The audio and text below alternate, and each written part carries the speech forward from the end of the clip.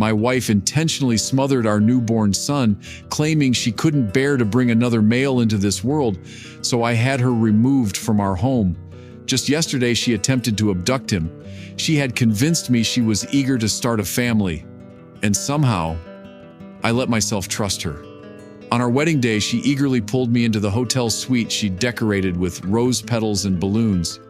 Love truly blinds you, because just 3 weeks later, we saw the double pink lines on the test. At first, Sarah was ecstatic. We spent weekends poring over baby magazines, picking out names for a girl or a boy. But there was one problem. Sarah had hardly any female friends. The few she had lived far away in her hometown, and her co-workers seemed envious or resentful. After reading how vital female bonds are for a mother, I knew I had to act. So I arranged for her to join a local women's group for people her age. I assumed they'd just be progressive, everyday folks. If only I'd known that dropping Sarah off at the community center would be the last time I'd see the woman I married. The person who came back was barely her. Normally, Sarah would throw her arms around me and I'd spin her around, but this time, I saw something new in her eyes, contempt. She quickly masked it with a smile, and I convinced myself I'd imagined it. She said the meeting went wonderfully, and I was thrilled. I had no clue it was the quiet before the chaos. She kept attending every Tuesday and Thursday, sometimes calling it the best part of her week. 3 months later, she came home raving about how thrilled she was for our daughter to arrive. I gently pointed out we didn't yet know the baby's gender. Her expression turned cold. "I don't need a scan to know," she said. "My body wouldn't betray me by creating a boy." I thought she was joking, but then she recoiled, as if the idea made her sick. "Sarah, boy or girl, it's our child. That's what counts, right?"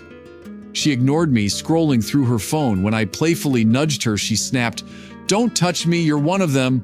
Her words stung like a slap, so I did what any spouse would.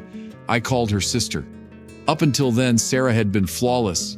I hoped it was just pregnancy hormones, but I needed a backup plan. As an orphan raised in foster care, her family was my only safety net. Her sister explained that Sarah had always been easily swayed by bad influences, though it was usually temporary. She assured me that if our baby was a boy and anything went wrong, they'd step in. I felt a wave of relief. Then came the 20-week ultrasound, a nightmare.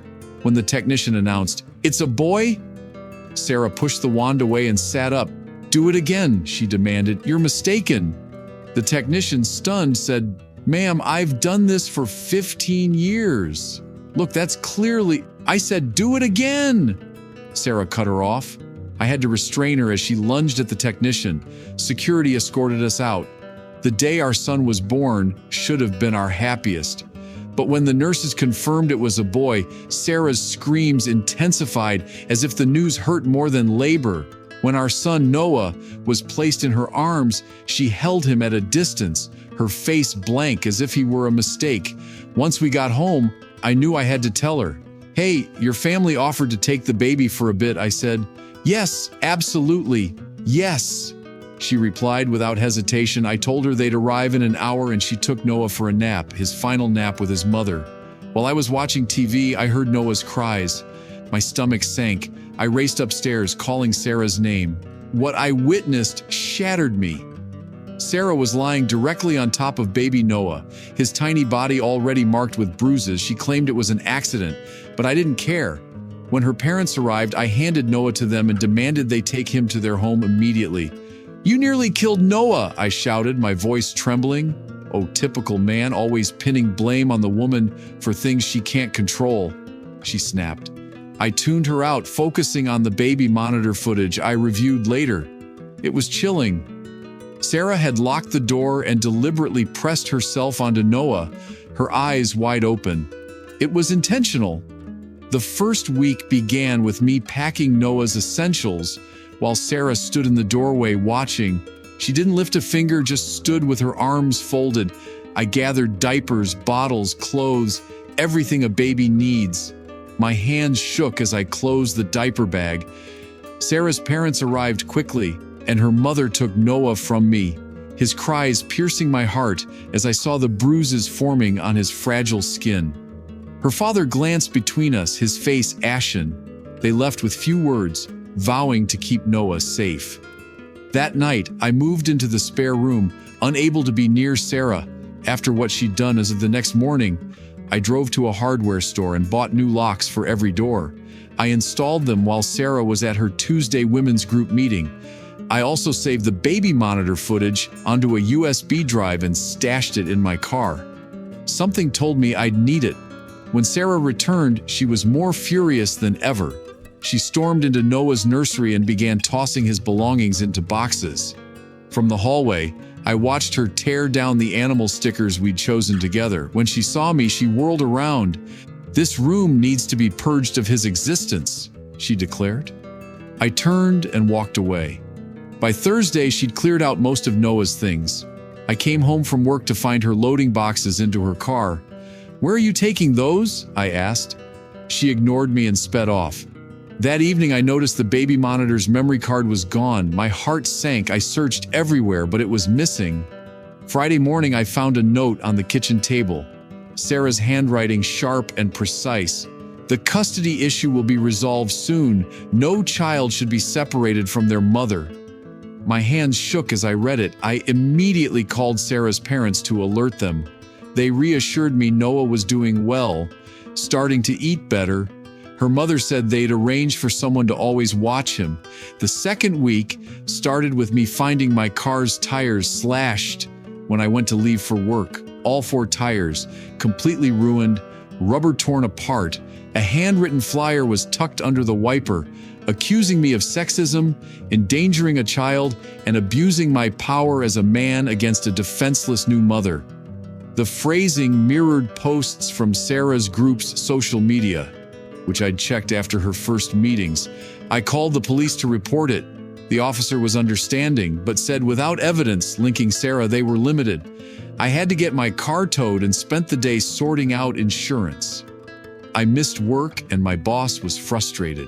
When I got home, Sarah was in the kitchen casually preparing dinner as if nothing had happened. "Tough day?" she asked, not looking up from her meal. I didn't answer, just locked myself in the spare room. I could hear her humming an unfamiliar tune, sending chills down my spine. Throughout the week, more flyers appeared. On my car, at work, in our mailbox, even taped to our door. All echoed the same accusations, the same rhetoric from her group. I began photographing each one, compiling evidence. Sarah never mentioned them, but I'd catch her smirking when she thought I wasn't looking. The third week brought legal documents. A process server arrived early Monday morning. Sarah had filed for full custody of Noah, claiming I was an unfit father who had stolen him from her. The papers were filled with fabrications, alleging I was abusive, manipulative, and had cut her off from her support network. Every claim was the opposite of the truth. I spent 3 days frantically searching for a lawyer, finally finding one who focused on fathers' rights. We met Wednesday, and I shared everything. The saved monitor footage, photos of the flyers, records of the tire vandalism. He studied it carefully. "This is strong," he said, "but we need more. Medical records, witness accounts, anything proving you're safeguarding your son." Thursday, I went to the hospital and obtained copies of the security logs from Noah's birth. The nurses had noted Sarah's refusal to hold him properly and her remarks about not wanting a boy. I also visited Noah's pediatrician, who provided a letter confirming Noah was thriving, gaining weight, and meeting milestones. The bruises had faded, thankfully, but the doctor had documented them during Noah's first visit. Friday was the emergency hearing. The judge, an older woman with silver hair, reviewed both sides' petitions. Sarah sat across the courtroom with her lawyer, dressed in a modest outfit I'd never seen, her face made up to appear vulnerable. When the judge asked about the immediate danger Sarah claimed Noah faced, her lawyer stood. "My client believes her son needs his mother's care urgently. The father has shown controlling behavior, keeping the child from her." My lawyer presented our evidence calmly. Hospital records, the pediatrician's letter, photos of the vandalism. The judge scheduled a full hearing for the next month, but denied Sarah's request for immediate custody. Sarah stormed out, her shoes clicking furiously on the floor. The fourth week was quieter. I settled into a routine: work, visit Noah at his grandparents', sleep in the spare room. Sarah and I barely spoke. But Thursday night, my phone rang at 2 a.m. Sarah's father, frantic.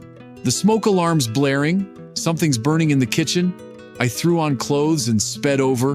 By the time I arrived, they'd extinguished the fire, a dishcloth on the stove smoldering. The fire investigator said it seemed deliberate. The burner had been turned on recently, the cloth placed just right. No fingerprints were found. When I got home at 4 a.m., Sarah was in bed, fully clothed. "Where were you?" I asked. She yawned. "Couldn't sleep, went for a walk to clear my mind." But her car's hood was cold when I checked later.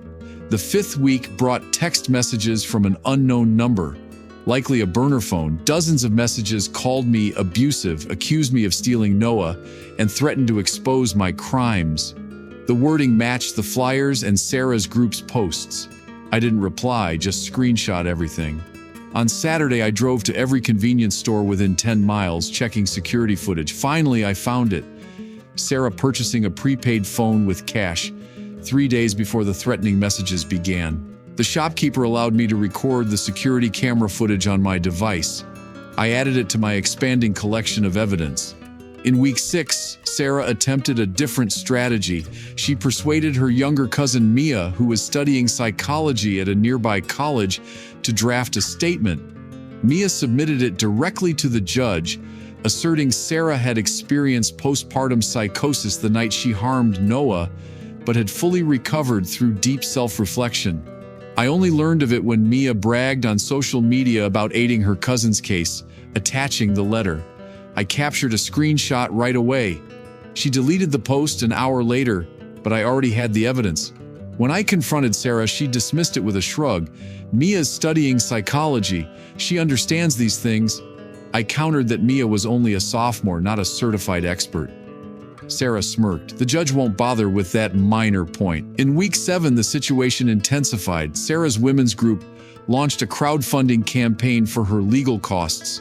The page portrayed her as a victim of domestic violence, a mother torn from her child by a domineering spouse.